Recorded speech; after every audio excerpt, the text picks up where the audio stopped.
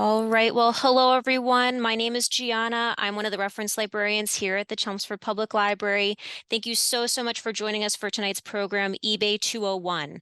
If you were with us last for the 101 program, welcome back. For those of you who are here for this next program, there will be a little bit of review from the previous, but we're going to go over some aspects of eBay, such as buying tips and strategies, how to use automated sniping software when buying, writing descriptions that sell. Good photography is key, listing more items in less time, accurately describing condition, dealing with eBay seller dashboards, and much more. And to introduce our speakers, we have Sue and Mike Ivanovich. Mike Ivanovich has been involved in some phase of the antiques and collectibles business for more than 40 years. He is a frequent lecturer and spoken for groups too numerous to list. He has authored more than 20 books and He has authored more than 20 books on eBay and this area of specialty, and has written articles and columns for most major national trade papers. He is the host of the What's It Worth? Ask Mike the Appraiser radio show that airs every Friday morning from 9:30 to 10:30 a.m. on WBCB 1490 AM in Philadelphia. Mouthful. Here we go. As a Pennsylvania auctioneer, he has been named Pennsylvania's Auctioneer of the Year by fellow auctioneers. Sue Ivanovich handles the family eBay business and will be sharing her 10 plus years of eBay experience, tips, strategies, and learning experience with attendees for this program. I will let folks know that this program is being recorded. You will receive that at the end of the program, sometime the end of this week, early next week. It'll only be available for a week though, so please hop back on before the week is over if you have any extra questions and need to refer back to the program. Please put your questions in the chat or the Q&A portion of your Zoom menu at the bottom of your screen. That way Mike and Sue can answer your questions at the end of their presentation. All right, I'll hand it back over to Sue and Mike. John, I'm impressed. I see 81 people here. We've never had this much for eBay 201. So exciting. Great. I'm Mike. Hi, I'm Sue, and just want to thank you, Gianna, and the Chelmsford Library for inviting us, and to all of you out there who are listening tonight and participating. We like to let you know that, we're just trying to share what we've learned over the years.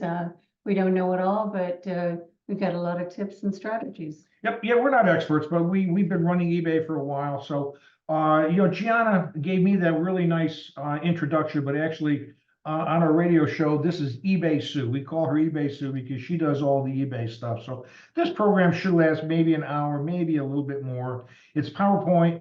Take lots of notes, and then what we'll do is we will stay on and we'll end the PowerPoint. We'll stay on and answer questions, any questions that you might have. And if you have any other questions down the road, here's Sue's contact information. We're based in Doylestown, Pennsylvania. You folks are up in Chelmsford, either way. My sister used to live up in where? Where did they live? Westford. So we've been up in that area very much. We know the area. It's a beautiful part of Massachusetts. Just to kind of get us started, I'm assuming those of you who are here for eBay 201 kind of know what you're doing on eBay. You've gotten started. Hopefully you said our first program, but the bottom line is it takes time to be an advanced eBay user. It doesn't just happen overnight. It takes work. It takes training. You got to start small, work your way up. You're going to make mistakes. We certainly have made our share of mistakes, and we still do. And the key is not to make a mistake. You want to make sure you don't make the same mistake over and over again. So as you're going along, you'll learn, and you just don't want to make that same mistake again. The point we want to emphasize here is that there are millions of people around the world doing eBay, listing on eBay. And usually what our group is people our age and above. The kids don't all know how to do this, but people our age sometimes don't know how to do it. And our message to you is it's not that hard. Once you get started, it's kind of like riding a bike. It's hard to get started, but once you get going, it's easy, right? Riding a bike? Kind of like riding a bike, I guess. I don't know. Okay, eBay's changed the business, ladies and gentlemen. It's a level playing field. I see right now we have 94 participants. You can all be auctioneers right now if you want to. You could be your own auctioneer selling on eBay. It's level the playing field, and you could sell either through auction or through store or buy it now on eBay. eBay's come a long way. eBay's been around 25 years or so. Yeah, at least. And we've been Early with it 2000s. much of that period of time. We've gone through regular eBay, eBay Live and all. And there's a period of time where when it was new, everybody was using eBay and everybody was making money. But what we saw as time went on is eBay became oversaturated. Things we used to think were rare turned out they were no longer rare. Things that we didn't know where to find. Also, when eBay came around, you go on eBay and you find 10 of them. You had your pick of items. So the rare was no longer rare. So eBay has kind of matured. It's come a long way. I used to have some serious issues dealing with eBay, but Sue has convinced me that it's really good. She'll get into things like the dealing with support and things like that. But eBay's come a long way. We'll warn you right now, eBay clearly favors the buyer over the seller. Be prepared for that as sellers. eBay's position or philosophy seems to be they can get all of the sellers they want, but if the buyers don't come to them, they have no business. So it's not a big deal. We don't have a huge issue with it, but I'm just warning you, there's going to be times where you've done everything right and you're going to run up against a difficult buyer, and eBay will more than likely side with the buyer, not you. Just learn to accept it, roll over, and move on.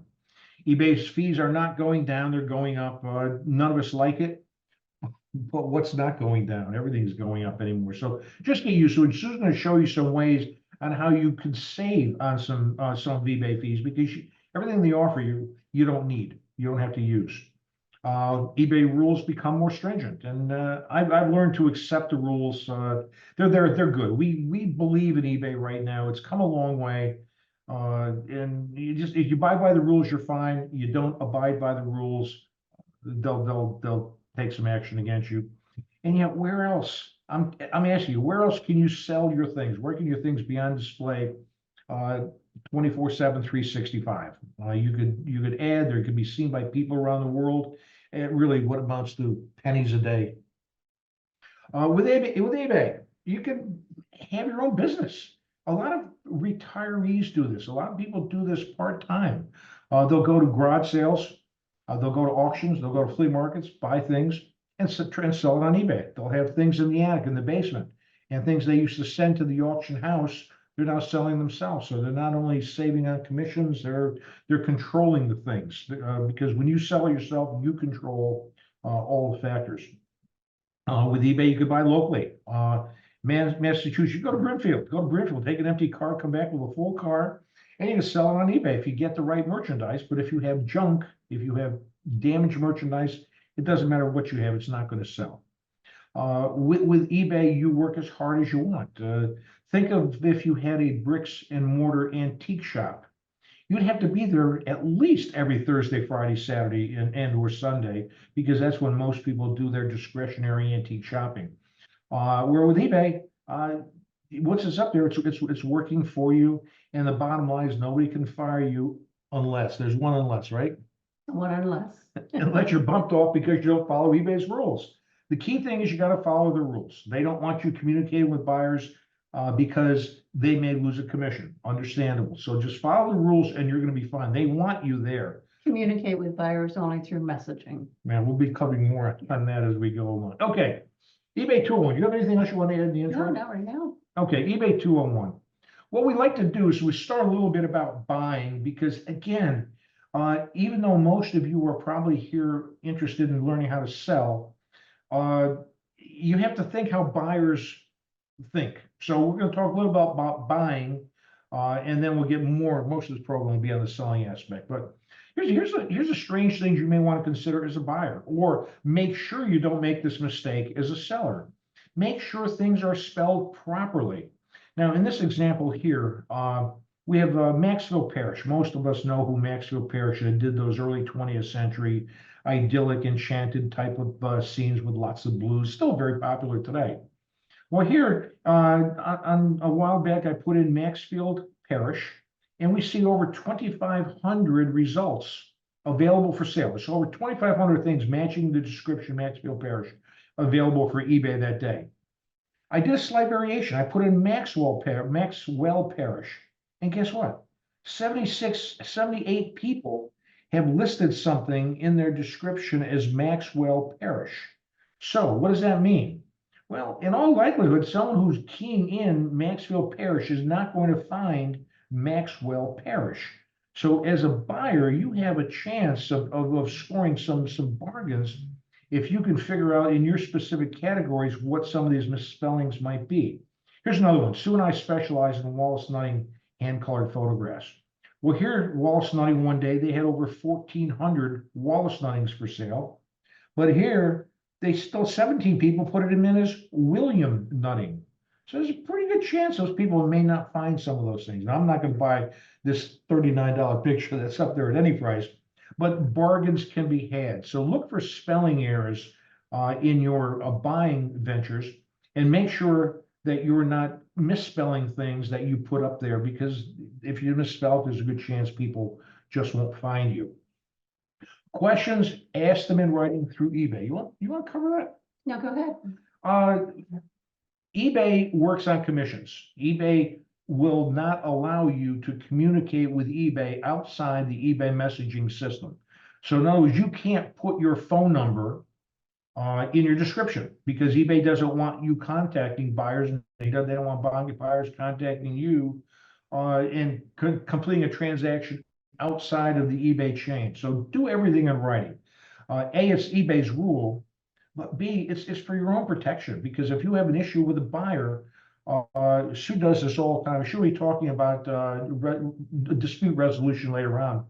But when you have a problem with a buyer, you can go to eBay support and they can see every single email that you've had through their system with message with these buyers.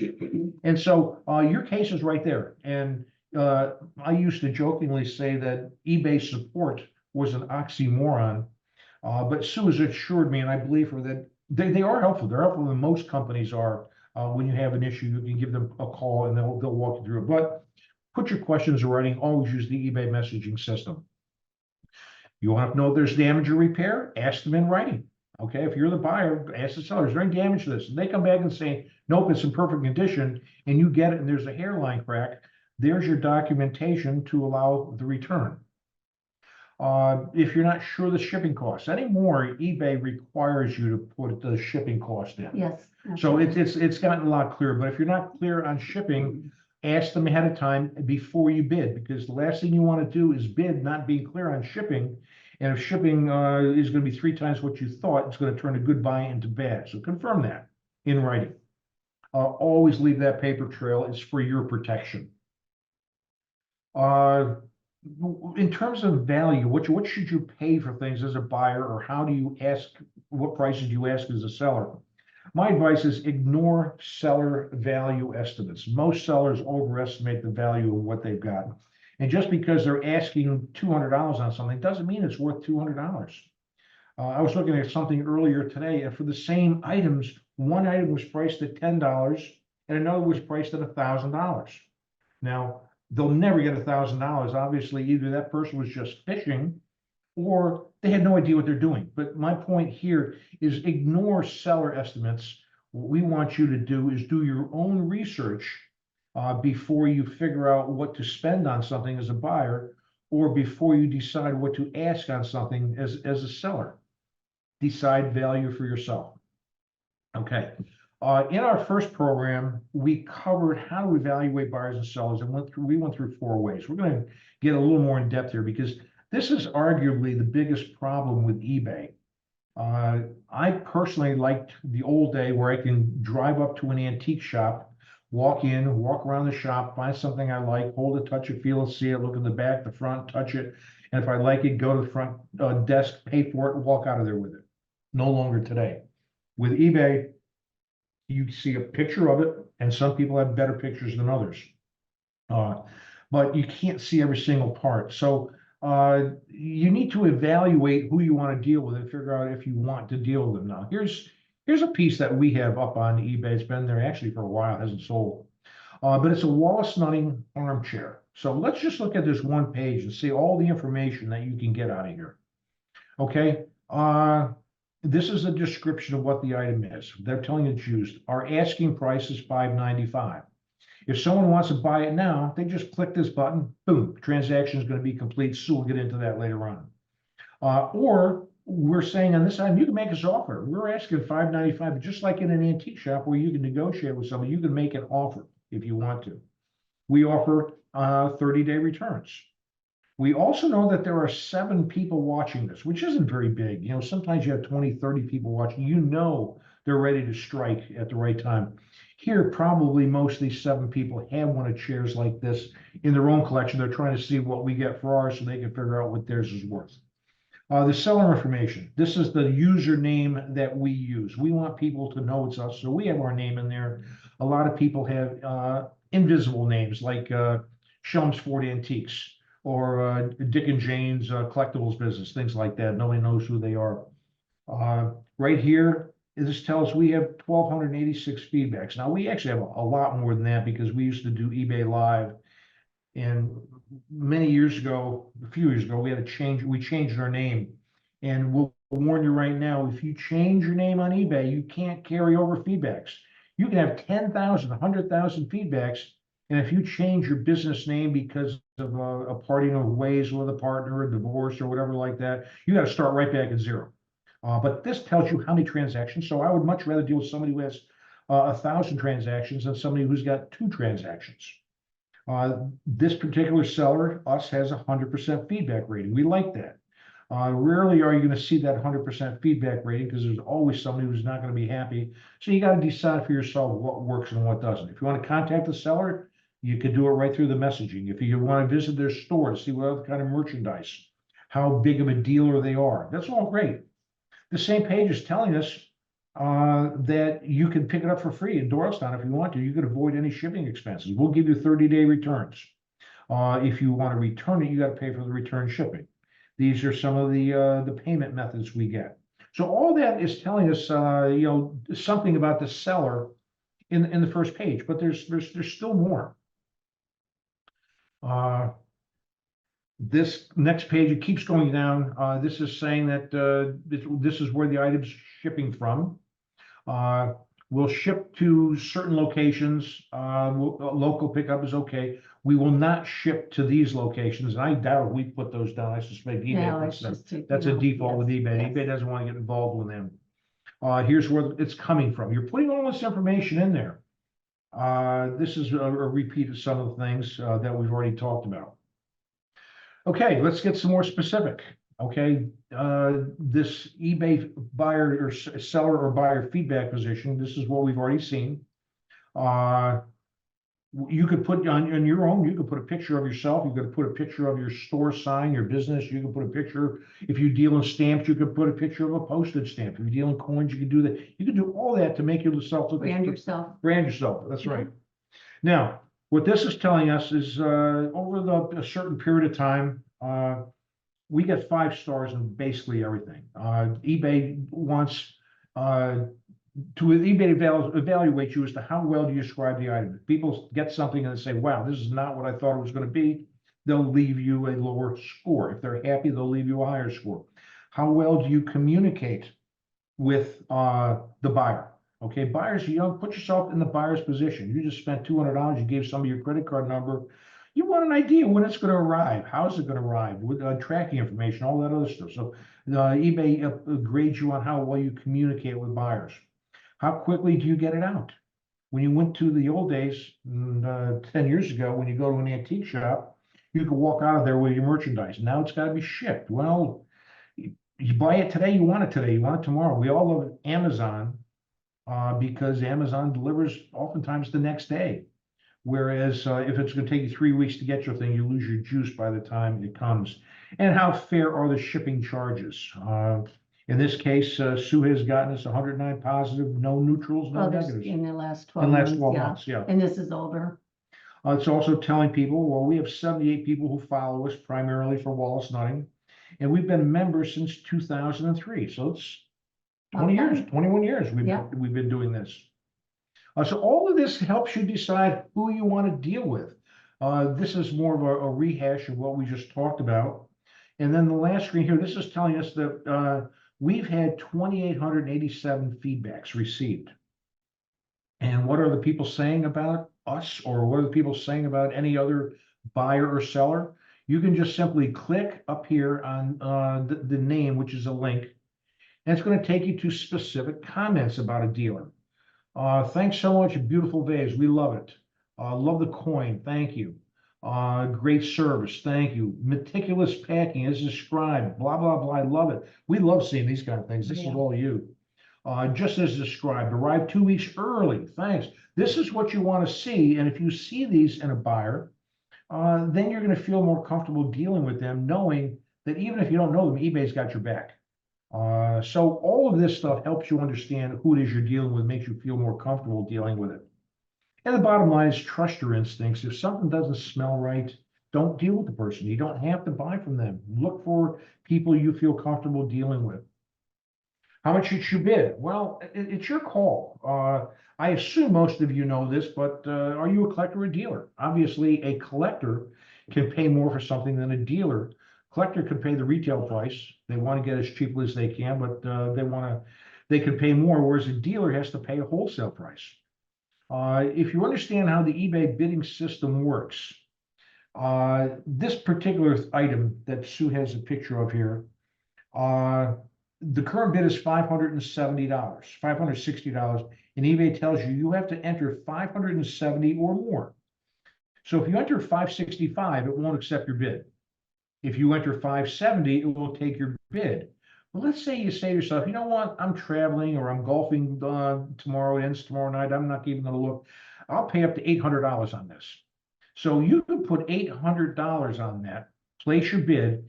It's not going to run you up to $800. It's going to run you up to $570, just enough to make you the high bidder. If tomorrow morning someone bids 6 1/4, it will bid you for $650 or whatever the next bid increment is. It doesn't take all of your money. But the thing you got to understand is, let's say you bid $800. And if the day before someone bids $775, it will take you to $800. However, if someone bids $800, even though you authorized eBay to go up there, eBay won't take you to $800. They can't because someone got there first. So you got to keep your eyes on things, but that's how the eBay system works. How badly do you want it? My advice usually is stick your maximum bid. You'll say, all right, this is what it's worth to me. If I don't get it, there's probably going to be another one coming up. And if you miss out, there's another one, usually. Usually. If you really want it, you haven't seen it in years, you may have to jump on and pay a little more than you want. Should you bid early or bid late? Work out what's best for you. We have a friend, Jim, in the wall stunning niche. He always bids early. If he sees something that he likes, he bids early because he knows eBay frowns on someone withdrawing an item for sale. Once it has a bid on it, eBay really frowns. I'm not saying you can never do it, but you do it repeatedly, eBay will call you on it. So Jim bids early, whereas what we do is we bid late. We don't want people to know that we're interested in something because we're fairly well known within our niche. And so we'll usually either bid at the last minute or use our sniping software to bid for us. And we'll talk sniping in just a minute. What we mean by sniping is if you bid live, you're literally at the computer yourself. You're working the keyboard, you press the button, you place the bid, it's all set. With sniping software does it for you. You don't have to be there. You just tell it what to do and it will take care of it, right? Yes, Are you on yet or am I still going here? you're still going. All right, let's talk sniping software. You may have heard of it, you may not. You can go into eBay and probably buy some sniping software. You can certainly go Google, Amazon, buy some sniping software. It's downloadable. It's usually cheap. It's $10, $15, $20. It's not all that much money. But what sniping software does is it bids automatically for you on terms that you designate. Let me kind of take that to another screen. eBay, every auction, every store item in eBay has a specific unique code. And right now they're up to probably 16, 17 digits. I mean, they're huge numbers, but every item has a unique code. So with sniping software, you can simply copy the code, the number, eBay auction number of what you want to bid on, then you place that into the right field into your sniping software. Then you put in the maximum amount you want to bid, because I just mentioned the eBay system bids for you. It doesn't suck you in to your top bid right away. It bids for you just as if you're at the computer. And then you tell your sniping software how late or how long you want to wait before to execute your bids. And it could be a day or two ahead of time, or it could be 5 seconds before the closing time. And what the good software, what the right sniping software does, eBay has a master clock that it goes off of. Well, eBay, the sniping software will sync your computer's time to eBay's time. So they're exact. So that way, if you tell your sniping software you want it to bid for you 10 seconds before the closing time of item number, blah, blah, blah, blah, 15 digits, that's what it will do. It will bid up to the amount you authorize it. It may take all of your bid. It may just take a part of it. You might get outbid. But the beauty of this is you can bid and forget about it. You could go golfing, go in the garden, go to the kids' softball games, whatever you want to do. These are just some names. I'm not even sure if all these things are still out there. I put these up maybe a year ago or so. We've used Auction Sentry. We're very happy with that. It was like $15, $12. It really wasn't that much money. So if you're interested in sniping software, start with Amazon, start with Google, look on eBay, price them out, and see if there's any comments. But not much money can save you a lot of time, and frankly, sniping software can make you money as well. Okay, let's say you are interested in buying something on eBay, or someone's interested in buying on you. You can still negotiate. It's just not, you can't negotiate in person like you did in the antique shop that we talked about. You have to do it through the eBay messaging system. So Sue is asking $200 on a wall sliding picture. It's like a make offer. Yeah, it's the asking price, the list price is Right. $200. Well, people could come in and offer her anything they want, and then she has the right to accept it or reject it.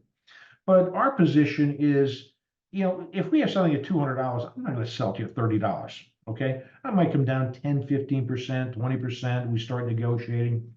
So when you're negotiating with somebody on eBay, just think of it as one-on-one negotiation. If you're willing to pay $175, they're asking $200, make a reasonable offer. Like I'll offer them $150, and then they'll come back with you at $180, and you come back at $165. It's almost a game. But you never take deep discounts, right? No. Never. I mean, so we know what we want. Yeah. Pricing range. Yeah, we know what we want, and so rarely is someone going to do it. And we get calls all the time. I should say calls. I didn't mean that. We get messages all the time where we have something up, and it'll go up right away, and people will email us or text us or message us, whatever, and basically say, "Hey, you're asking $200. I'll give you $100 right now." And I guess that works with some people, but it never works with us. Well, as long as it's an auction format versus buy it now. Yeah. Yes. I mean, we're auctioneers. We believe in the auction method of selling, and if we have something good, we want it sold at auction, and we're not going to sell. We're not going to sell to the first guy that comes along. So that's up to you. But we'll be talking more about that as we go along. And if you're trying to negotiate, make a case for your offer.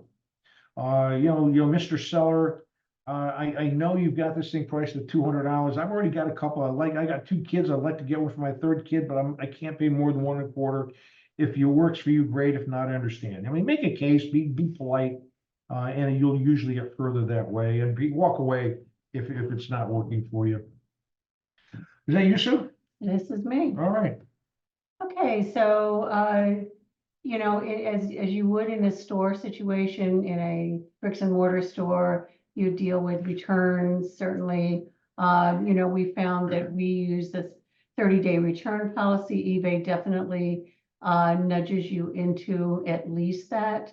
There is a 15-day, there's more than, I believe there's a 60-day, but this seems like a fair amount as much as you get that guarantee of, that comfort of having a return policy as you would with any kind of a retail store.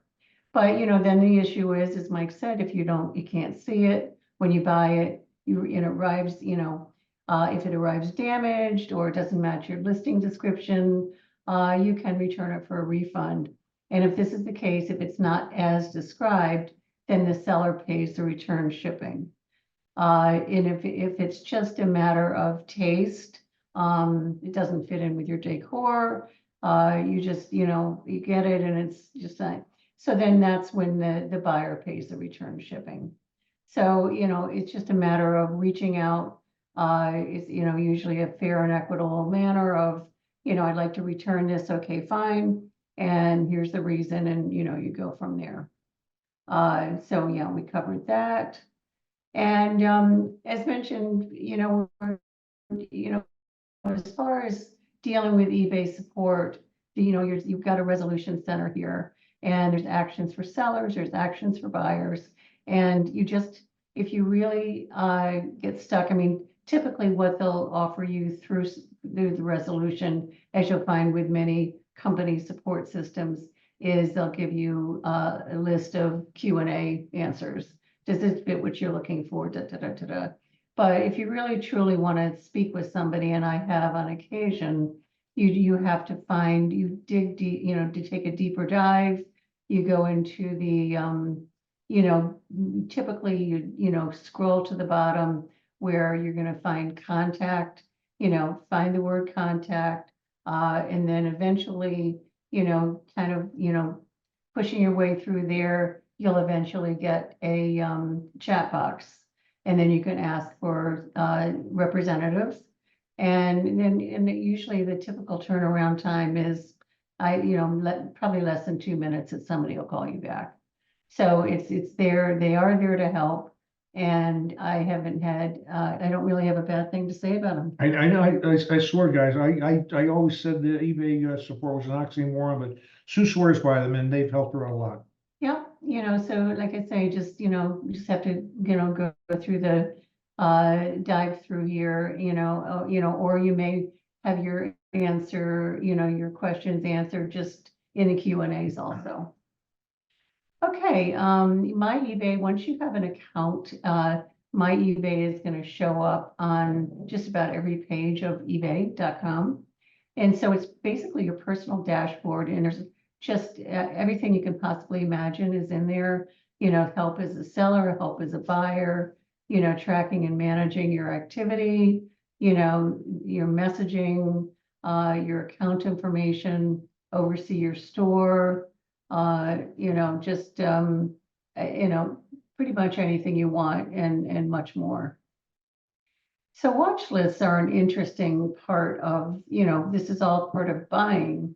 But if you see something you're interested in and you're thinking about buying it, you add it to your watch list. Now, in this case, and there's no commitment to purchase it. So in this case, there was this again, like Mike said, we deal in Wallace Nutting pictures. This was a photo that was at one time, it was. We would have bought that in a minute 10 years ago. Right, but I thought, this was an interesting, a fair price, and I wanted to see, what it ended up selling it for. It sold for, so I wanted to follow it through. So I added it to the watch list. So once I did that, then you're going to see where your watching lights up, the heart fills in, and then you're watching it, and then it's it lets you know what's going on with it. So it'll be included here in your My eBay dropdown. Here's your watch list.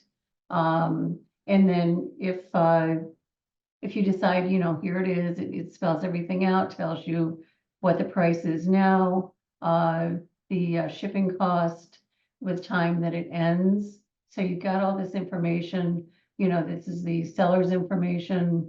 And then if you decide you're no longer interested in the item, just mouse over the watching button and it will show on watch. Now, could I add something? Yeah. The watch list, we're talking in terms of if you're a potential buyer and you want, in this case, we were interested, maybe we might want to buy this thing if it went the right way. But think of this as a seller. Let's say if you see something on eBay that you're considering selling of yours, you can watch it. And that way you'll know, have right at your fingertips what it actually sold for. And based on that information, you decide whether you want to list yours or whether it's not worth dealing with. Yeah, So it's good. the watch list is good for buyers and sellers. Comparison.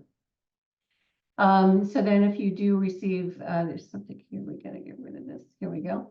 And if you continue watching it, you'll receive an email alert when the listing is ending soon. They want to keep you in the loop as to what's going on with it.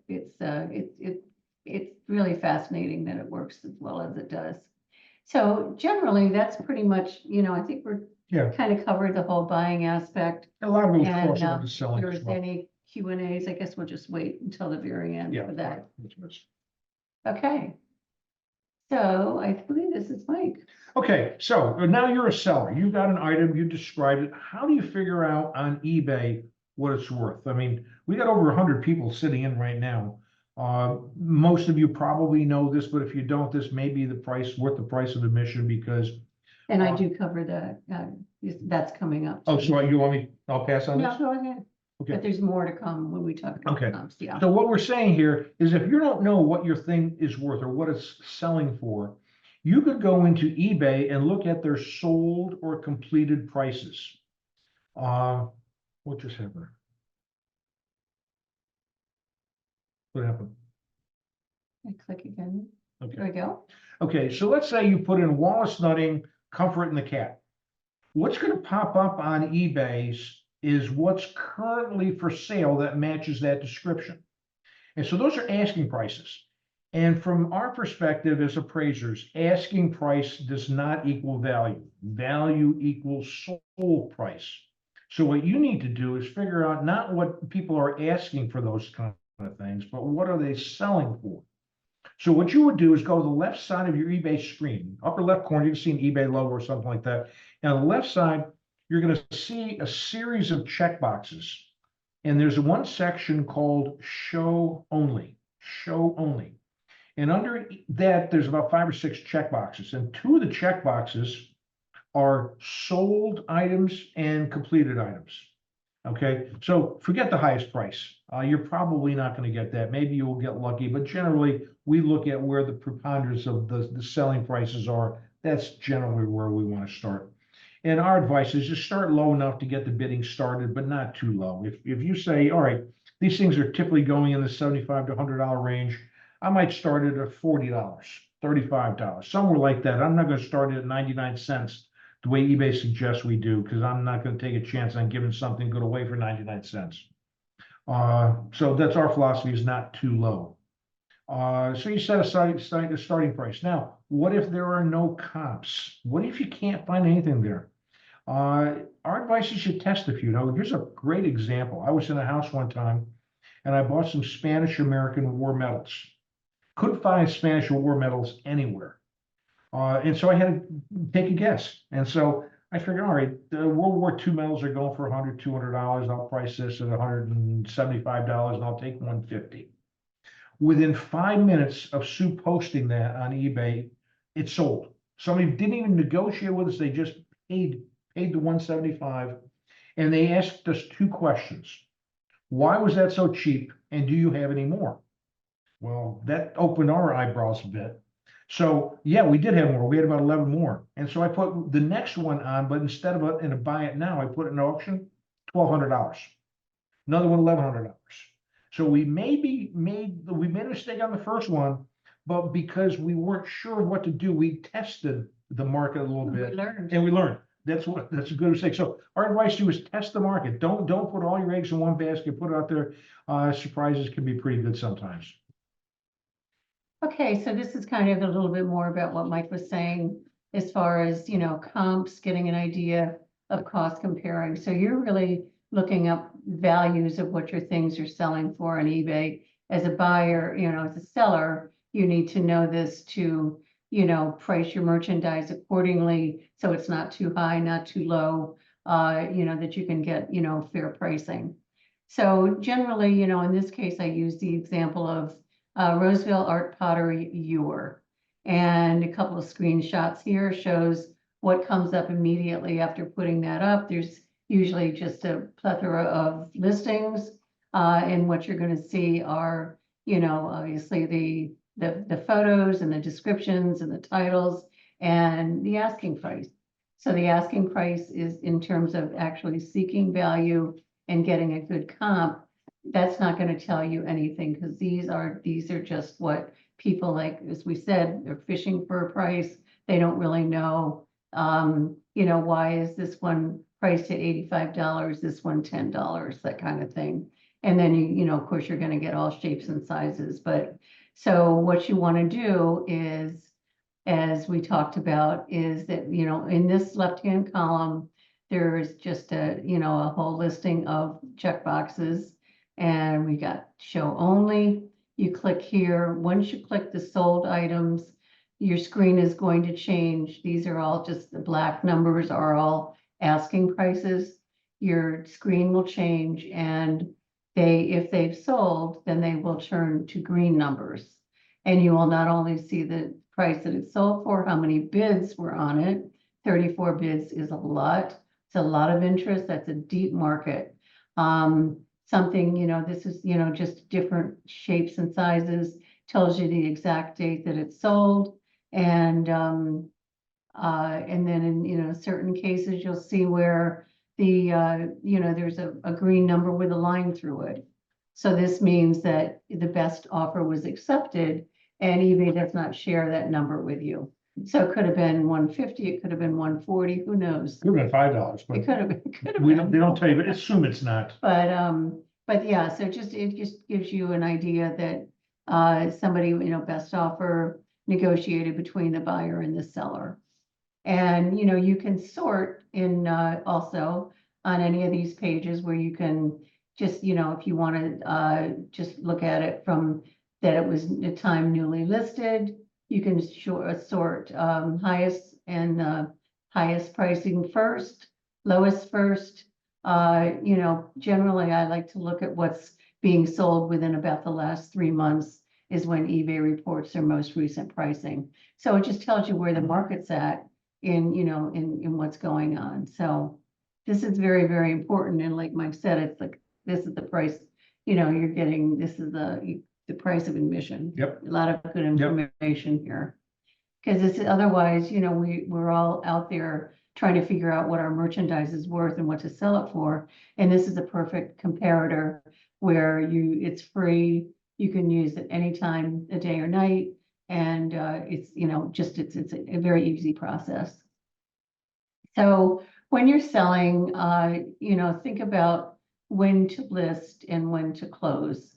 So essentially, once you list something, it is going to close, and this is in an auction format. So once you list something at, say, 8 o'clock in the morning, your time is going to close exactly 7 days or however many days your auction that you choose to use. 7 days later at exactly that same time, 8 in the morning. So, think about your, the map, the time zone map where, here we are in the East Coast, eBay is located here in California and San Francisco, and their timing, it always is based on, Western, the West Coast. So, basically, so in our feeling is once you list something, you want to try to get as large of an audience as you possibly can. So, we feel that people are more likely to be browsing eBay in the evening, most likely, after after the dinner hour possibly, and that they're, where, as opposed to drive time, during the day, work, school, whatever it might be, you have some conflicts of timing. So, when I list something, I always have it start. Again, this is an auction format. I always have it start in the evening. So if it's, usually I put it at least 8, meaning that it would be 5 o'clock Pacific time, 8 o'clock, 9 o'clock, you decide, but evening is in our opinion, it's the way to go. People have fewer conflicts, they're home, they're having dinner, they're relaxing. Right. That works. And then, daytime versus evening, as we talked about, weekday versus weekend, usually weekends are busier for many people, and then the East Coast versus West Coast. So just an important thing to keep in mind and decide what's best for you. And of course, then there's also, if you're selling, of course, as with eBay, you are selling internationally. So there's all those time zones too, but just thinking in times of the US map for sure. So I believe this is still me. Auction versus buy it now. Is this you, Mike? I think it is me. Okay. Okay, when do you want to, auction is where you sell in an auction format. With auction, you could also have a buy it now option. And what that means is that if you start the auction at $250 and you have a $275 buy it now price, someone could say to themselves, you know what, I don't want to wait for a week. I want that thing right now. I want to buy it before my competitors get to it. They press the buy it now button, auction ends, they've just bought it. So you have the option of using a buy it now option in auction. And a buy it now is basically what a store price is. So it will vary depending on the item that you have. What we have found, Sue mentioned a couple minutes ago, deep market versus shallow market. Our philosophy is generally, if it's a deep market item, if lots of people are interested in it, we're going to put it up in an auction format and let them fight it out. Usually we're happy with the auction format. Sometimes we're disappointed. And yet we feel like at the end of the week, if we have a 7-day auction, if what we thought was worth $200 only brings $75, well, darn, it's been on eBay for a week. That's all it's bringing. It's all it's worth. Maybe we overestimated the value. Whereas what we do with shallow market items is we usually put those in the store at a fixed price. A perfect example are those silly children's cowboy boots. We had Not silly. they're some cute red leather child's cowboy boots. Like when I say child, I mean a 1-year-old kid. Right. Original box only. And there was like, I don't know, size 6, whatever they were. But what I mean by shallow is how many people would be interested in competing for those specific things at an auction at any given time? So we put those shallow market items with a fixed price in the store. And with buy it now, trust your instincts. I don't think we rarely use buy it now in auctions, right? Right. We just, Sue and I, as professional auctioneers, we believe in the auction method of selling. Our philosophy is if it's listed right, sold right, described right, the market's going to tell us what it's worth, but you decide what's best for you. But deep equals auction, shallow equals store. Okay, so when you're doing your photography, we did cover this in eBay 101 certainly, but a little bit more information.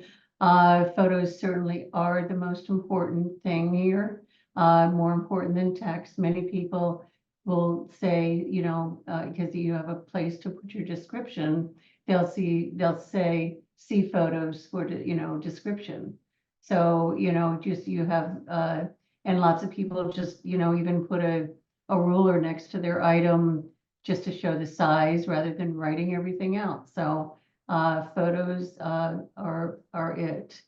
Camera, you do not need an expensive camera. I use my iPhone and it takes great pictures. I don't need an expensive setup at all. Definitely you need high resolution. Say that again. High resolution. High resolution. You got to use high Repeat after resolution, me. guys. Don't get cheap on the smaller resolution. Use high. So lighting and background, talk about in the next screen a little bit. Editing your image is also very important.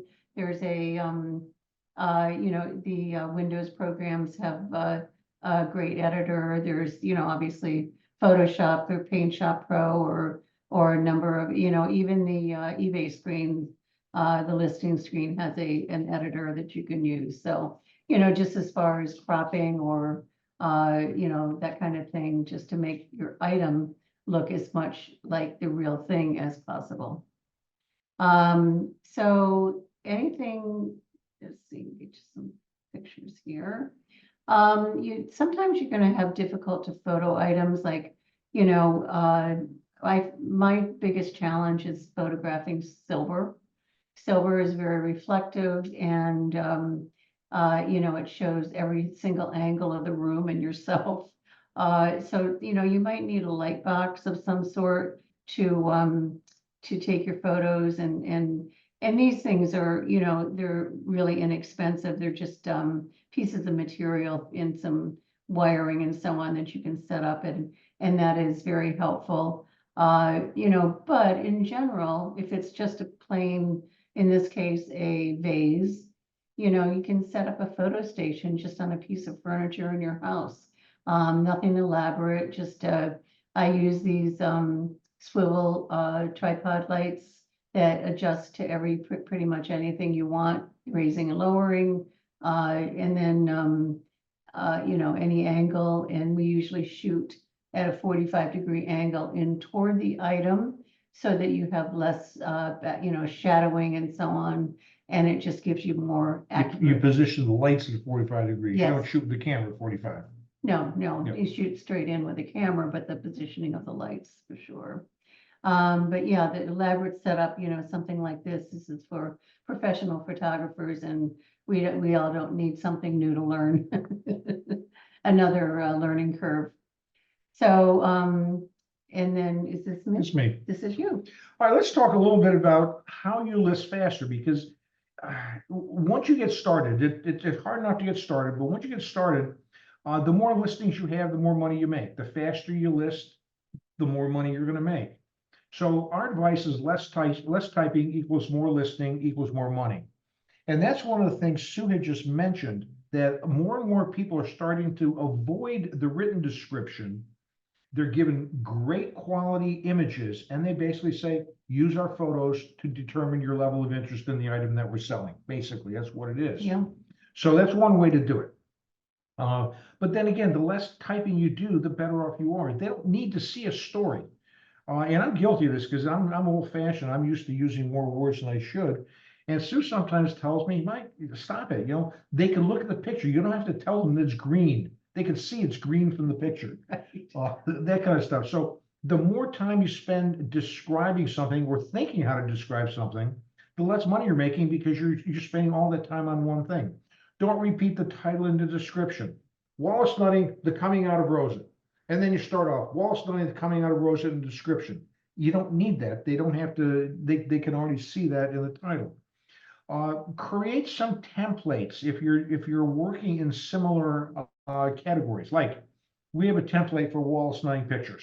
So basically, all the words are the same, except we might change the title. Wallace Nutting, The Coming Out of Rosa becomes Water's Meat or something like that. And the size changes. There's a couple of variables that change, but almost it's always the same. We have a template for sterling silver. We have a template for coins. We have a template for artwork, early 20th century and collectible. Create your own templates. Save these files so that you can reuse them when it's to your advantage. Because templates equal easier listing, faster listing. You'll sell more quickly. Our advice here: set some designated listing times. If you're younger and you have kids, try to do your listing when the kids aren't around, pulling at your coattails, saying, "Mommy this, mommy that." Set whatever you want to work. What I would do is don't multitask. Try to avoid the phone. If you're listing something and then you're taking phone calls, then you got to refocus and get back on track. If you can spend 3 or 4 hours listing with templates, identical items, you're going to sell a lot more things faster. Work with batches. If we're working with nutting, we'll do all of our nuttings together. If we're doing Tootsie Toy cars, we're going to do the Tootsie Toys together. If we're doing coins, stamps, whatever it is, we try and batch them up, because you'll find it's easier to list more items when you're working that way. And then if you're stuck with some items like with Tootsies, in this case here, these were fairly average Tootsie Toys, some repainted all. Well, why do you want to spend? Here's our experience. It takes approximately 1 hour per item to sell on eBay, in my opinion. By the time you think about what to say, write it up, photograph it, edit the images, get it up, answer questions that come in. If it sells, once you get paid, you got to find a box, then you got to ship it and take it to the post office or wherever you're going to do it. It takes time. So why would you want to spend time selling Tootsie Toys for $3 a piece when you could take 10 average ones and put them together and sell for $30 or something like that? So don't be afraid to put things in a grouping if they have nominal value. Is that you? This is me. Okay. Okay, so when you, again, just in more tips on listing items faster. So once you have your, the list of whatever whether it's in the store, your auction, and, what you can do is sell similar. And that's, this is in addition to your template. So, you want to go here, it's a great time saver. You just go to your item listings and choose a similar item. Basically, it's just, you edit your drop down, you got choices here, choose sell similar, and then it's going to open up, and the listing is already completely filled in to what you had previously with that item already. And so this is great when it's just going through and, you know, you're starting something new. So again, you know, might be the Tootsie Toys. And so I have like 7 lots of Tootsie Toys to put up, and I'm selling them tonight. So I put up, you know, I changed the obviously the photos, I changed the title, adjust the description a little bit, change the pricing if necessary. And then I changed the date that I'm gonna, you know, the time and date that it's selling. You know, I want it to close at 8 p.m. tonight, Eastern time, that kind of thing. Go all the way down, you know, when you're gonna look through, you know, just, you know, look through it and preview it, list it. And then once you've done that, you've got your, you know, once you go back in and sell similar, you're gonna just keep going, you know, through. It's already got your price in, it's already got your Categories. categories already set, you know, the listing time is set.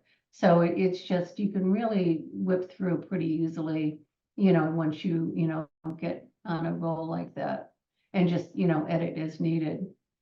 So, you know, packing and shipping tips, obviously poor packing can negate a sale by causing damage. You know, proper boxes save time and money. I found that the thicker ply boxes are definitely not necessary as long as you have good packing materials. You know, the peanuts or the bubble wrap or whatever, newspaper works. Newspaper's heavier though.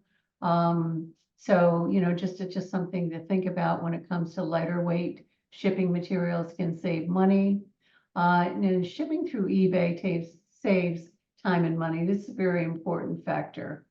So if I were to pack something up, you know, I've sold an item, I pack it and take it to the post office and ship it through them, I'm going to get a completely different price at the post office window than I am on eBay.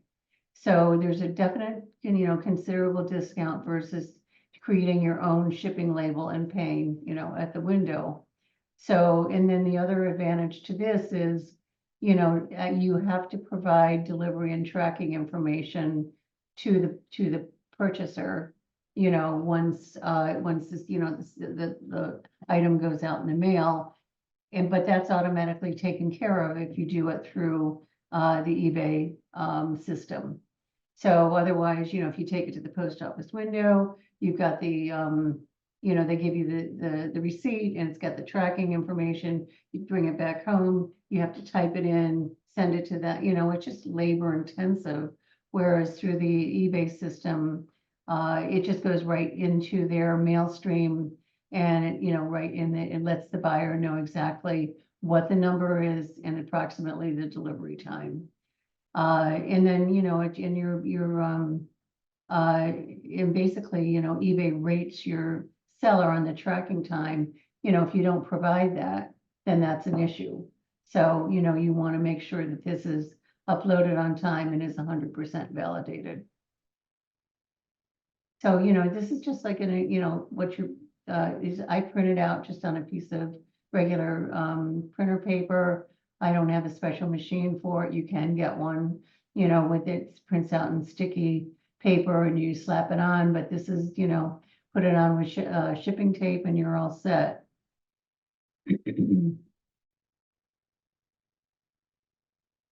Okay, so this is what, when you're ready to ship, this is what your screen is going to look like. So you have choices whether you're going to ship through, you know, whether it's USPS, UPS, you know, you get your carrier packaging, your custom size, and then these are the options that come up. So you've got, you can kind of see, you know, how much percentage, you know, that you're saving 15%, or, you know, I'm looking further away at the screen. Yeah, they're all using eBay. Yep. You save 15%. So eBay must negotiate a huge savings because of the volume they deal. And they do, and this is just an example of something that we had sold, and it gives you the information here, and then it tells you down here how much that you save $1.44 as opposed to going to the window. And, you know, it doesn't sound like much, but it adds up. You're doing 20 things a week. That's a lot of money. It is, and so And in this case too, keep in mind that if you're using USPS priority or, you know, certain, whatever it is, UPS, or that you would also have, it's up to $100 that you're insured for. And always Always. have your use insurance when you're sending your items out. So, you know, just as another look here, kind of a more of a close-up, and you can see that, you know, parcel select, you know, priority, there's FedEx. You know, with eBay, you save 36%. Here's 21%, 23%. That's a lot of money. So, and again, look at these up to, you know, because you do have to pay. So if you know, if your item is more than $100, for instance, you're going to have to insure it, and that's an additional coverage. So you have to click that, and that'll tell you exactly how much extra. Just more to kind of give you here that the ship cover insurance is get this out of the way here. Usually less expensive on smaller packages, whereas the USPS insurance is better priced on the heavier or the larger packages. But you can also see there's other options here that you can, you know, if you wanted the postage to be displayed on the label, you want custom text, you know, all sorts of, you don't want the printable label, which is what I use, QR codes. Wait, let's go back to display postage value on label. Now, if you don't check that, the postage does not appear on the label. So Right. if you charge $15 for postage and you can save 20%, whatever, and you're only paying 12, you've just pocketed $3 more. Right. So Right, it's just and something to it's- keep in mind. Right, exactly. And then this down here is it's to let you how you're paying as a seller. Are you going to be paying with your pending payouts that eBay owes you, or will you be using a PayPal account? This is all figured out when you set up your whole account in eBay to begin with. But it just tells you that, you know, in this case where I used it for that little coin, I used a small flat rate box and I saved the $1.44, and it was $8.01 as opposed to whatever it was, you know, $9 and something. So, but again, always insure your packages. Very, very important. So, you know, some shipping material resources. It's a dumpster diving. That's not me. Cost compare and these, you know, because, you know, you can get shipping materials from any of these locations, online, Staples, you name it. You know, there might Shipping materials at local dumpsters? At local dumpsters, right? Most will ship free. There might be a minimum order required. You know, USPS, UPS, FedEx, they have company boxes, but you have to use their service, and each are a fixed rate depending on the box size. You know, so you can check their websites for current pricing. And then just be aware of oversized packaging rates when you're, you know, listing your larger items. Depending on the weight, the length, the girth, it can push the shipping category up to the next expense levels. And so be sure to get quotes before you list, and you can, you know, each one of those services has an online calculator, you know, for a quote. There's one time we got negative feedback from somebody because they bought a 20-inch by 40-inch picture and never factored in the shipping. And when they realized what we weren't charging, it was the UPS store was going to charge, they blamed us because they didn't factor shipping into their purchase. So be wary of that. Yeah, and then in each listing, eBay listing, you always have the option of international shipping, the global shipping program, which is now called eBay International Shipping. And this is something that I balked at when I was first listing. Because they automatically, you know, it's like the default, they automatically check this. So if you don't want to use their shipping, the global shipping, then you can uncheck it. But I absolutely recommend it.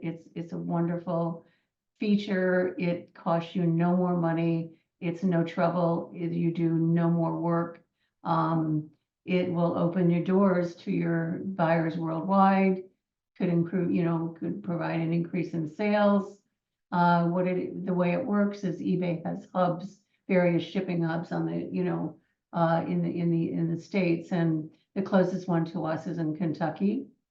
So it's the same. So say, in this case, it was the little coin, the little panda coin, it would be the same cost, even if it happened to have shipped to Europe or wherever. It's the same shipping and insurance cost as posted in your listing. It'll get it to Kentucky. They take care of everything from there. So they take care of any kind of customs paperwork, import fees, taxes, you name it. And you don't have to deal with all these completely difficult details, because they are difficult. They're a lot of extra work. So they handle everything. Plus they let you know once the item reaches Kentucky, and they also let you know once it reaches its destination. So it's really just a wonderful thing that, don't overlook that when it comes to, because it just, opens a whole world of, buyers out there for you. So interpreting views and watchers, this is great information. So this is, again, on your My eBay screen, your current listings. So, these are just some of the listings that we have. And, certain ones are store listings, and certain, are eBay or auction listings. But your views and your watchers tells you a lot of, gives you a lot of information. So, if you got something that's, people, the views, obviously it's what people actually have opened your listing based on the title and descriptive keywords. And then the watchers are the ones who are just, have, like I mentioned before, when I was watching that photo, that hand colored photograph, that it's, they're interested. And it shows, a couple of points when we've had auctions, we've had, several hundred views or more, people sometimes watching, where, as an auction is closing, we're seeing 30 plus, watchers. And that's telling us that there's, definitely potential bidders. So it's always a great, thing to point out here. Views and watchers, great information. So dealing with good customers, obviously repeat customers are a valuable asset. If you sell in the same categories regularly, you'll get repeat buyers. They'll look for your listings, and you can build your buyer-seller trust. And combine shipping to save money, when you're, I keep using the Tootsie Toy example, but, if you're doing a whole lot of the same type of item, just put something in your description about that you're happy to combine shipping, on similar items. And, it's just, you can just give them a more reasonable price rather than a per item price that adds up quickly. Dealing with non-paying bidders must pay for their items that they purchase on eBay within, I believe it's 4 calendar days. And as a seller, you can re-invoice, but eBay does automatically send a payment reminder to the buyer on that 4th day. So it is covered by eBay. If they still don't sell or pay within that time frame, the seller can cancel the order, and an unpaid cancellation strike will be recorded on their account. And that's not something you want as a buyer. You want to, if you bought it, you got to pay for it. You've committed yourself, and, and any further issues with that, you contact eBay support. And then some other outside listing services, like Mike mentioned earlier, we have, third-party providers, that you can look up, and they, there's all sorts of things that maybe this whole list could be, updated by now. It changes regularly, but Optiva was. We don't use this though. We don't. We do our own. Yeah. But it can be like your listings, your inventory management, but shipping, fulfillment, and much more. But you do pay for it and pay extra. So. And it's it's just a confusing to personal learn. choice. Sometimes. They're confusing, so we have to not use, which is, we wanted you to know that there are outside listing services that you can use if you're totally going to get into this. selling vignettes. I believe that's you, All Mike. right, you want to take Elvis? Go good. ahead, go right. ahead. These are just some eBay stories. I mean, the beauty of eBay is you can ship internationally. I was at a flea market in New Jersey, picked up some Elvis photos from the 1950s, early Elvis. This is not Las Vegas Elvis. This is Elvis in one of his first concerts in Tupelo, Mississippi. His parents were in one of those things. Bought them for 20 bucks, put them on eBay hoping for 100. They ended up selling for $1,200 to a guy in Sweden. how could we have found a buyer in Sweden without eBay? Plus, Global shipping program. plus for them to sell for 1,200, that meant we had an underbidder at 1175 or thereabouts. So again, a perfect example of the beauty of selling on eBay. Tootsie Toys. I don't even want to get into this, but we bought a large collection of Tootsie Toys, and we were stunned at how well these things did. 50, 100, 200, 300, $100, because we apparently had the right ones. But eBay, how would we have found all those Tootsie Toy buyers? One other time we bought a model ship. I bought a bunch of Tonka toys from somebody, but in there was a Markland ship. Now, the Markland ship was really beat up. I mean, the kids played with this in the mud and all that. But we put it on auction, hoping for $300-400. It sold $5,500. And whoever bought it was going to put $5,000 into restoring it, and he had a $25,000 toy. So you just never know with these things. We had another sale where we bought a bunch of Rocos. These are these little miniature plastic cheap toys. ROCO is the name. We bought like a van load full of them. And didn't know what they were. We loved eBay. There's a lot of Roku buyers. So you can find lots of little niches in eBay. And we just want to wrap it up. We're basically done here, but here's a couple things we've seen over the years that you should just be aware of.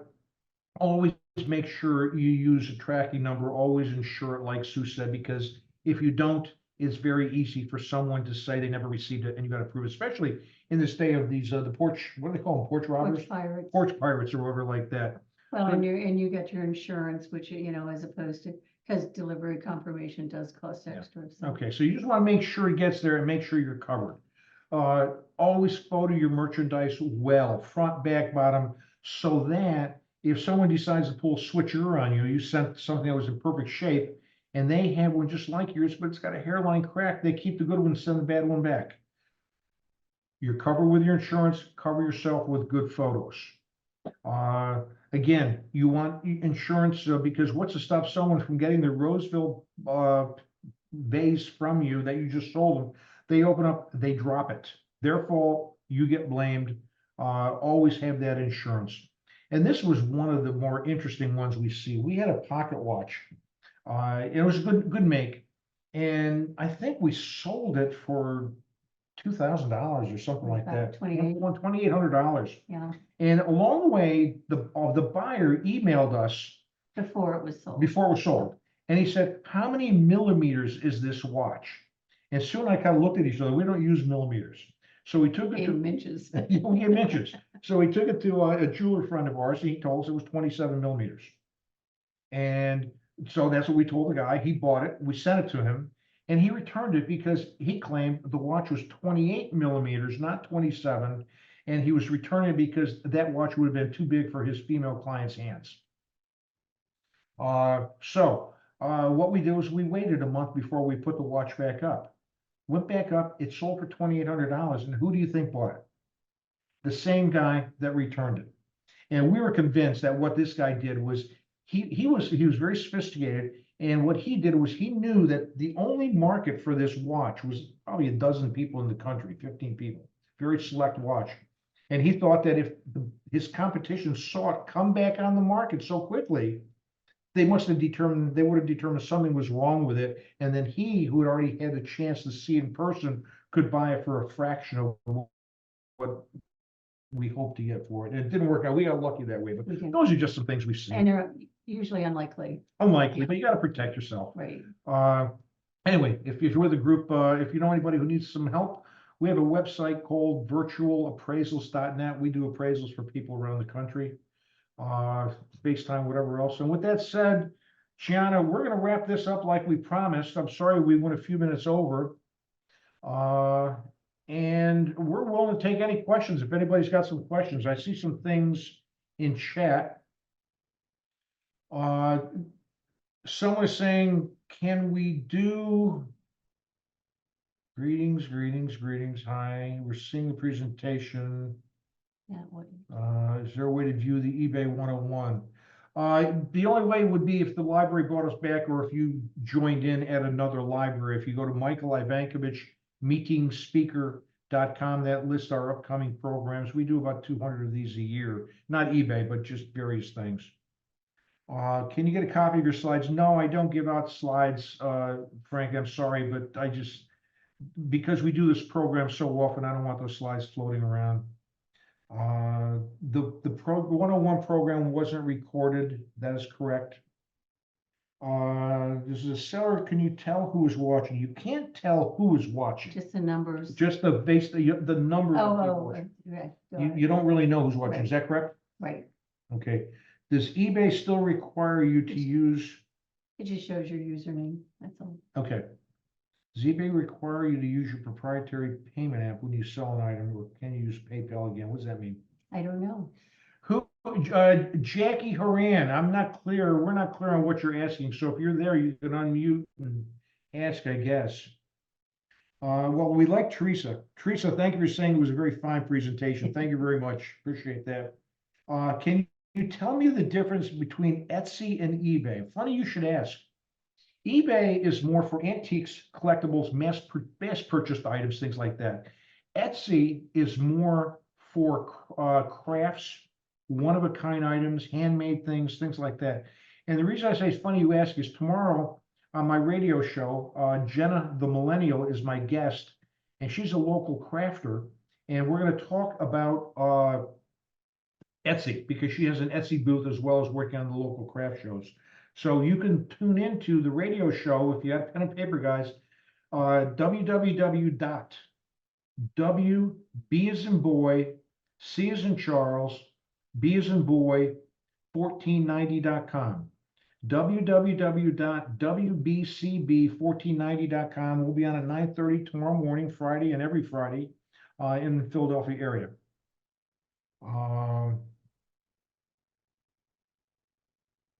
Jackie's saying a few years ago they stopped accepting eBay. We use eBay or PayPal, right?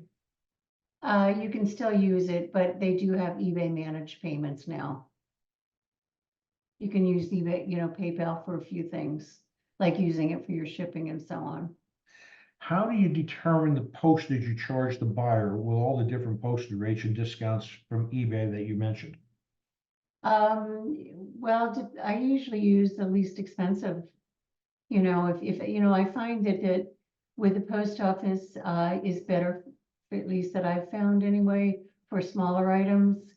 I guess I kind of get an idea that they're, smaller. I can, price it out, just because I've known it, I've done it enough times where it might be, anywhere from, in a regular box, not a fixed price box, but anywhere from say, 9 or 10 or 11 up to about $15. For that to me is a more, I can give somebody a quote on something like that. Whereas if you're doing the sorry, I lost my train of thought there. So with the what was I saying about the? We'll come back to that. Yeah, I'm sorry. Is there an advantage to eBay managed payments? Well, that's what they force you into. And managed payments means It they means that they- deposit to your account. Yes. You give them your bank account. What we do is eBay doesn't pay you once a month. Every time a transaction is completed, you have money credited to your account. Yes.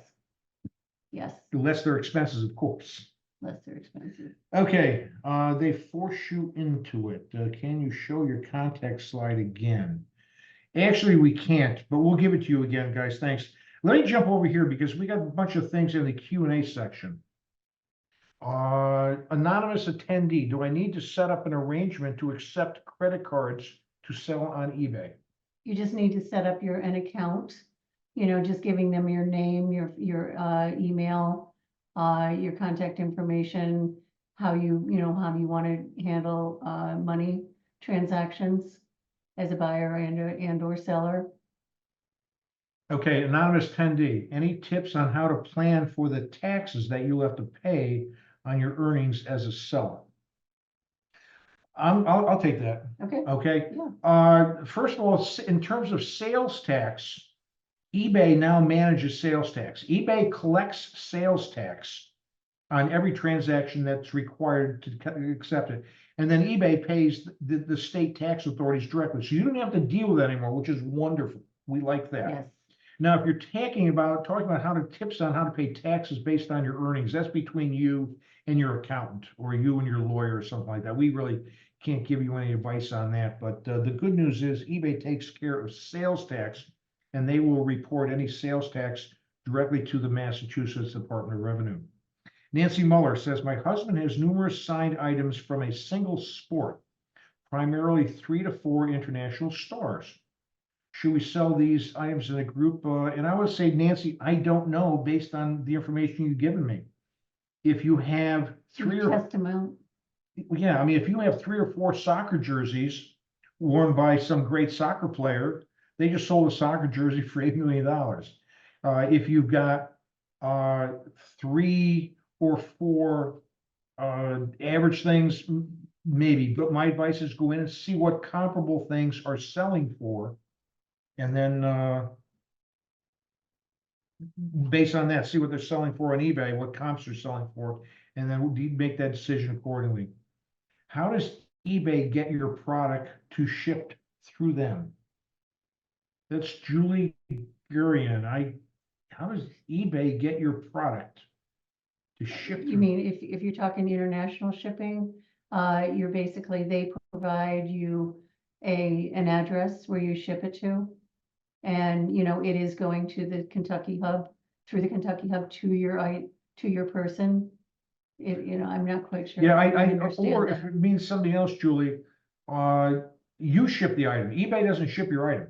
Okay, eBay is Right. nothing more than a listing platform. You ship the item, whether it's directly to the person or to the hub, but you're going to do all the shipping. Suzanne Sanders, how do you determine the buyer's postage cost? I think you've already covered that a couple times. Yeah, that was, Anonymous attendee, can you sell items for cash on eBay? We wish, but no, you can't. If you sold for cash, eBay doesn't get a commission. And keep that in mind. One of the reasons eBay wants things closed within 4 days. They got millions and millions of buyers. They want their money more quickly. So the faster you get paid, the faster they get paid. Or just the opposite, the faster they get paid, the faster you get paid because they get paid first. Can you upload a video of your item? you can. You can now, that's good. Yes, absolutely. That's another way, especially, any kind of mechanical thing. That's a newer option. You can definitely do But our that. advice would be keep the video short. No one's going to watch Right. a 30-minute video. If you have a in litho battery operated carousel and you want to show them that it works, Right. that's great. Throw a 10 5-second video on there. But yeah, the video does help sell. Please show appraisal website info. If you're talking about our appraisal website, it would be www.virtualappraisals.net. Virtualappraisals.net. And what we can do using Zoom and or FaceTime, we do private appraisals for people around the country. We deal with people who are downsizing. We deal with attorneys. We deal with executors, executrixes who show us their things virtually. And we talk value and we talk selling options. So if that's what you meant, Mary Harrington, that's what we could do there. Anonymous attendee, do you recommend using AI descriptions or make up your own?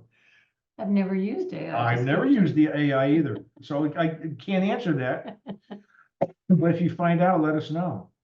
How does a global shipping program handle returns? Good question. You determine that when you set up your account. So we do not accept international returns. And I think a lot of people feel that way. So it's really, if you do, then then you click through and find out exactly how they'll handle it. there'll be information on that on the website. Okay, can you please provide the estimator information again? What's that? Shipping estimator. You're just gonna have to kind of get used to it. You're gonna have to get into eBay and try selling one item first and just go through the different options, because there are so many various options. They give you lots of ways to sell. You gotta decide what's best for the particular item. You're gonna probably use a different service if you're selling, if you sold a stamp than if you sold a bicycle, or a larger package or something like that. So really, we can't go through that again in just a couple minutes, but Pat, what you've got to do is kind of go in and just familiarize yourself with the shipping estimator information on eBay and go through that. Jackie Horan, still confused about PayPal. They force you to use eBay managed payments. Do you have to do something special to switch to PayPal? Well, yeah, so the way it is, it used to be that you could choose, like, for instance, when they pay you, they could pay you through, you know, into PayPal, or they could, you know, you could do it just on your own through eBay. Now they only pay you through the managed payments. You know, and you can, and as far as, you know, when I ship through eBay, I use, I just happen to use PayPal. So it's still linked, you know, this is just my personal preference, but it's still linked to PayPal. But it's just that, yeah, I pay for my shipments through PayPal, but you can use it through managed payments. So, you know, they're trying to pull you in so that you do it all through eBay's managed payments. And so you really can't switch to PayPal for where your deposit is going. They don't allow that anymore. They've you know, edged that out. Now eBay sends you a shipping label. No, you print it out on your printer. You know, you like where I showed you the listing page where you choose what service you're using, whether it's post office, you know, UPS, and go through the steps, choose if it's priority and so on, and then it'll print it. You know, you pay it through whether it's managed payments or PayPal, and you print it out, and then cut the label, tape it on your package. Okay, I'm jumping back to, Do you sell on Instagram? We do not.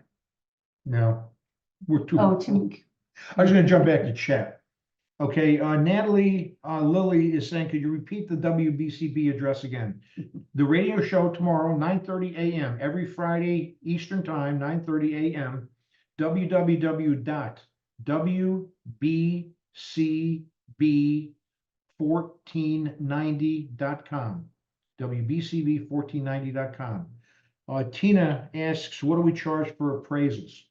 If you go into virtualappraisals.net, we're as low as $45 for a verbal 15-minute appraisal and $125 for up to an hour. And it's just us, you and us, and we do it on Zoom and or FaceTime, and we talk value, we talk options. How much commission does eBay take?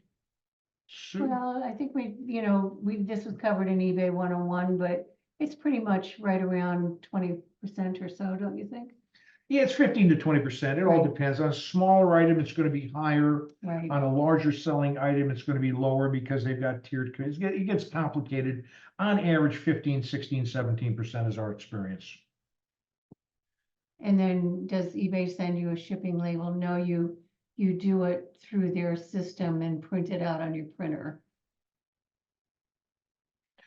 Okay, anonymous attendee, do I buy items from people from the virtual appraisals? The answer is no. And that is, I wear two hats.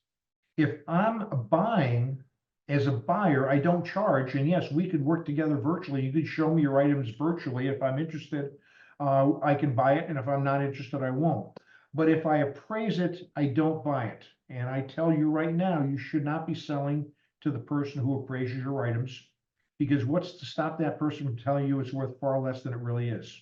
So that's the distinction. Some people want to sell to us. Well, yeah, there's no charge. We'll buy it. We'll pay for it if we want it. But if we appraise it, we don't buy it. Do you sell items on eBay for individuals?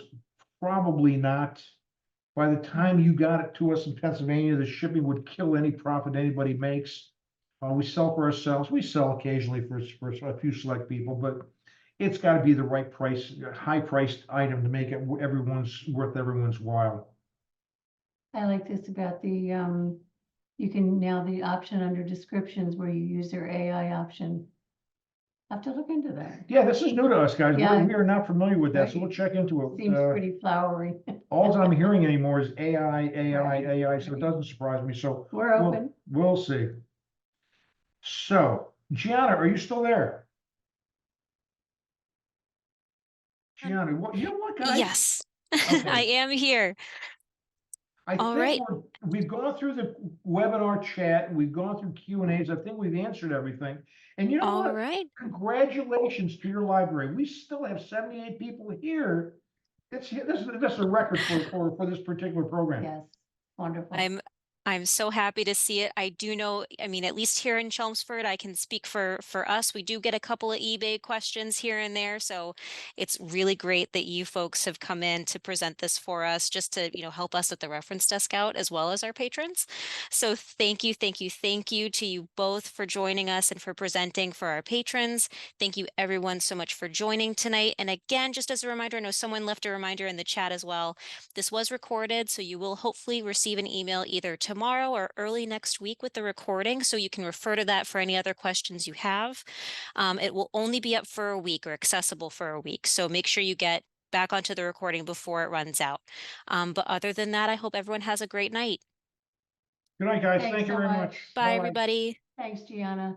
You're welcome. Thank you.